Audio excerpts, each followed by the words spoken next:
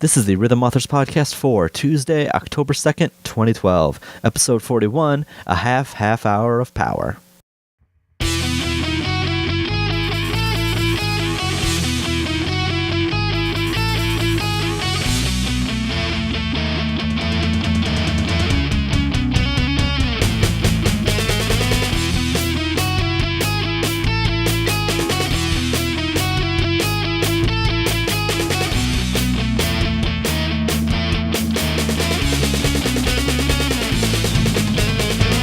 Hello and welcome to another edition of the Rhythm Authors Podcast. I'm your host, Mystakin, joined as always by my co-host, SoundDefense. I'm the SoundDefense, and I finally decorated my room. Yay! That's Skyward Sword in the background. Yeah, I've got like 3 different Zelda posters up here because they were giving them out on Club Nintendo. I also have And I took them. Yeah. Of course I took them. I like 3 things. There's also a baseball poster, and right above my computer is Crisis on Infinite Walkie-Verses by David Willis. Oh, that thing. Yes. What did... I guess, I don't know, for some reason, he'd been posting on his Tumblr about that, like constantly, and yeah. it never registered in my mind that he was selling it. Yeah. They went pretty fast, too. It was like a day. Okay, so they are limited print. They aren't like... Yeah, they are. Okay, I figured. I don't know why that never registered in my mind that he was going to sell it. I'm just going to draw this big complicated thing for no reason. Yeah, I was like, is he just drawing this, like, put in his house? It's just actually like a 6-foot mural. Yeah. It is awesome, though. It is. I like looking at it. I'm looking at it right now. Best character in the show has good placement, which I like. Yeah. So. Poster Poster podcast. Sound effects. All right, first of all, I have a cold. Or I'm coming off a cold, so my nose is stuffy.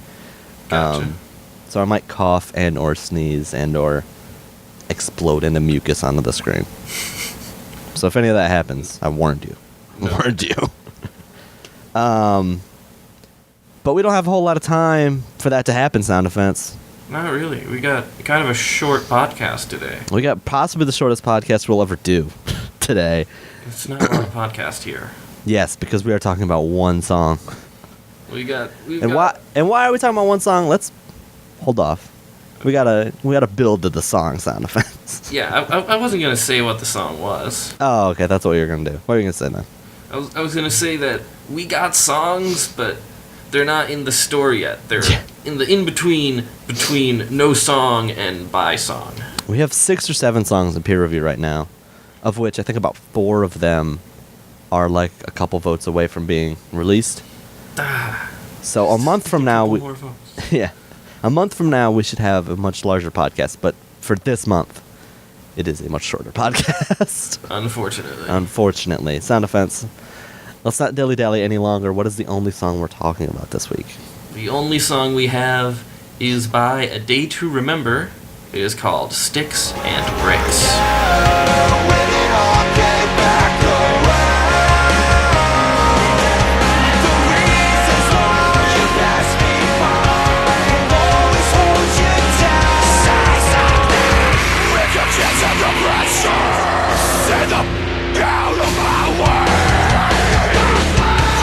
After everyone who's lied to my face, my heart is filled with. And that was a taste of Sticks and Bricks by A Day to Remember, Sound Defense.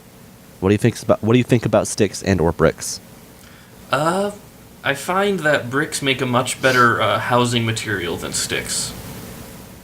Generally. You stole my joke. Sorry. You really stole my joke with that one. It was an easy one to make. I'm sorry. It was an easy joke to make, which is why I was going to make it. I should have known better than to let you try and take that one. Yeah. Whatever. Well, we both are smart enough to make the cool joke. To make the cool jokes. What about the songs? It's interesting. I don't know. I'm not sure quite what to think of this song. It's interesting seeing both sides of A Day to Remember come together in the same song, which is not very common. It's like somebody spliced together Better Off This Way and Second Sucks into the same song. Yeah, actually, since since we're gonna switch this out. Sure. Tell a story about Second Sucks. I was at QuakeCon, and there was a guy there, sort of metalcore-ish look to him. You know what I mean? Yeah, I know what you mean. Yeah. He wanted to sing some A Day to Remember stuff, and do all the screamy stuff. And so we sang Second Sucks, right? Yeah. And then I was like, it's kind of funny, this dude's like way into it, and everyone's like, yay, because he's good at it. Sure. And then I walked up to him afterwards, just playing drums for it. I walked up to him afterwards, and I was like, I helped put that song in the game. He goes, what? I go, yeah, I work for Rhythm Authors. We're a company. We put songs in Rock Band, and Second Sucks is one of the songs I worked on. And he gave me the biggest hug I'd ever gotten at a convention before. And he was like, thank you so much. I really hope you get more. That's pretty impressive. And it turns out we did get more. Yeah, it turns out we did get more. And I know he's not watching this, but No. hopefully he will see that and maybe pick it up. But as for Sticks and Bricks itself, it's a lot of, there's a lot of heavy screaming in this. The verses are all screaming, and then the choruses are all singy. Yeah, pretty much. The transition can be a little jarring the first time you see it, but a couple choruses in, it feels a bit more natural, I guess. Yeah, you get used to it. Are there any instruments that stood out to you, Sound Defense? The drums are always a standout instrument on A Day to Remember songs for me. It's like, it's interesting because once again, the instruments, they are also changing their styles whenever you go from verse to chorus. So it's like two different drums to talk about almost. How so? Explain. Well, Give me the skinny. Okay, so like you start off the song, it's just screaming, and there's one band or other that after the burial. It was after the burial style. Whoa. Stuff. Oh, whoa. Hey. Move out from there. I'm back. How's it going, Internet? But anyway, how's it going, Internet? So, it's how do I say this? I knew how to say this before Mr. Smith came up onto this. I'm thinking about like a guy on stage just like yelling out, "How's it going, Internet?" And he holds out the microphone for the Internet to yell back. But it's like 5 people, and they're like, it's like 5 people and 20 computers. Nice. Anyway, you were talking about drums and how they're different. Yes, I was. It's like, if you've seen an After the Burial song, you'll know that a lot of the time the guitar, the bass, and the bass drum are all sort of colluding on this strum pattern, where it's just like do-do-do-do-do-do sort of thing, and they're all playing it in sync, and that's sort of what we have going on for the verses here. So that dominates the drums at one point, and then when you get to the choruses, it is totally different beast. It's more standard rock beat, more or less. That's true. It is very rhythm heavy, the verses. Verses are really all about the rhythm, especially, and the bridge as well. The drums, for me, I mean, there's a lot of like really intense fills in this song. There are. A lot of fills during double bass patterns. Fills that are like, you're going to use both your hands, so it'll be like, you'll be rolling on the snare, and then you'll hit a tom, and then you'll have 2 snare hits, and you'll hit the hi-hat. Those are some of my favorite fills, the ones that throw the hi-hat in there like that. Yeah, and he hits the hi-hat with his left hand, so that means if you're playing it in a rock band, you either have to be coordinated enough to do that, hit it with your left hand, or you have to like double stroke with your left hand and hit it, and then double stroke again out of it. So yeah, it makes for a really difficult pattern. Well, that's assuming you don't have pro drums. No, I'm saying you'd have to be coordinated enough to hit the hi-hat. Oh, yeah. Because some people just can't do that. Oh. They get their mind breaks when they have to go hit a hi-hat with their left hand. Yeah, that like if you're not practiced, I can see that. You know E-Pro from Rock Band 2, how you had to master the disco beat. I could not do that when I first started. I would do all of that with one hand. Screw that. That's like I bet pretty hard playing it. Yeah, it was really painful. I swear he just does that to taunt us. As for the other instruments, I mean, we talked about vocals a bit. Mostly screamy, but there's some really great harmonies in the choruses. It is. If I can say something quick about... Well, no, as long as can't. We're extending this podcast artificially.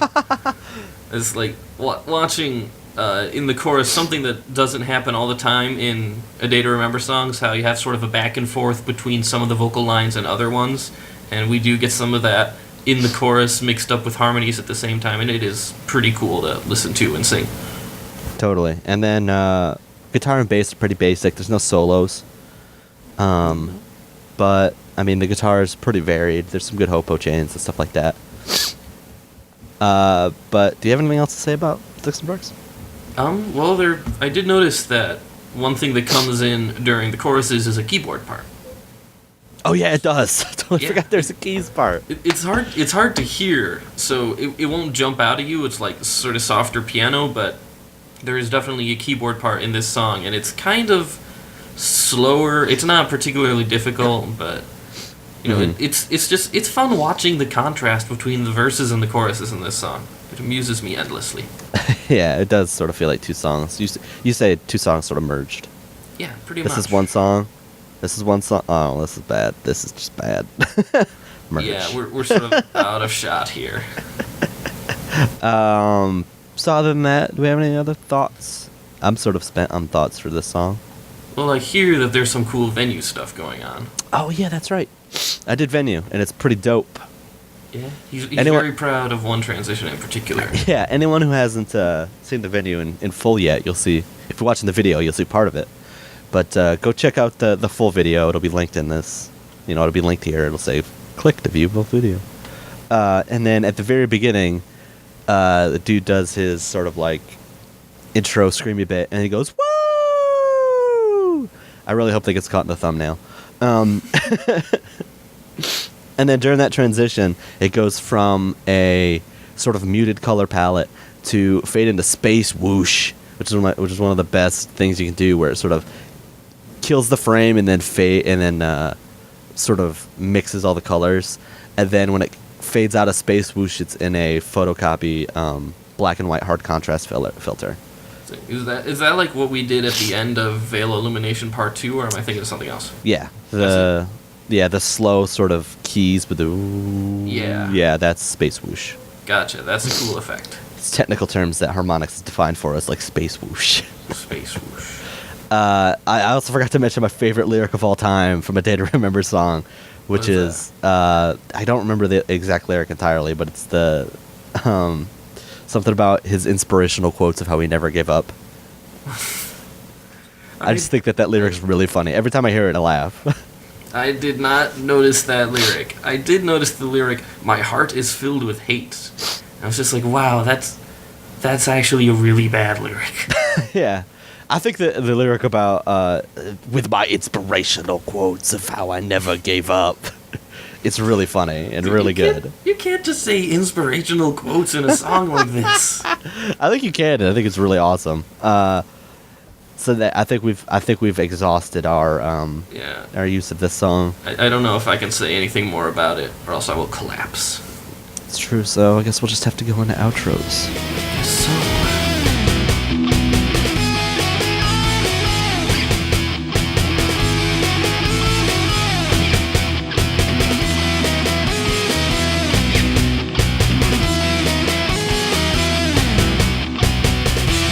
And this has been a very shortened edition of the Rhythm Authors podcast. If you'd like to know more about us, you can go to rhythmauthors.com, subscribe to us at YouTube, at YouTube/rhythmauthors, or at rhythmauthors on Twitter.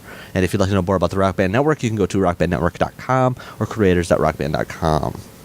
If you're interested in me or anything that I do, I have a Twitter account at TheSoundDefense, and I'm also on YouTube at SoundDefenseRB.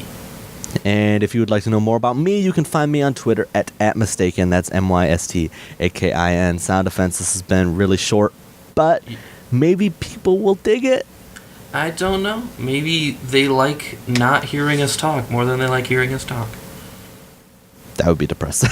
Yeah, that would. This is our final episode of the Rhythm Authors Welcome to the podcast. final episode of the Rhythm Authors podcast, where Sound Defense and Mystakin cry about everything. I need a drink.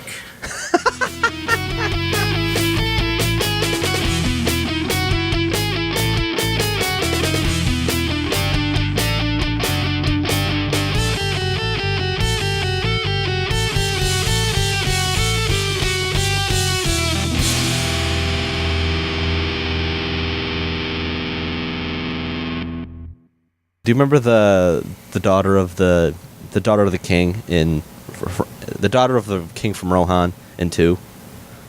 That's The one that's like is capable of swordsmanship.